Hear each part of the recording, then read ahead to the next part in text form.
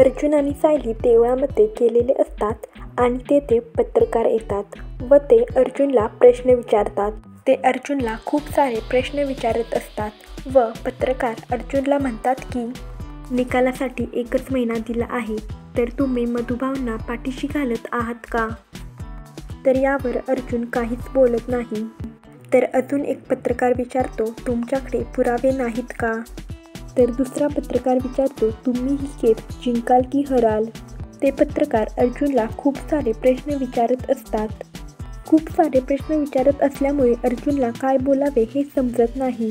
तेवढ्यात तिथे देवळातून सायली येते व पत्रकारांना म्हणते, मी सांगते आणि ती पत्रकारांना सांगते की आमच्यासाठी हा फक्त 1 महिना नाही तर 30 दिवस आहेत.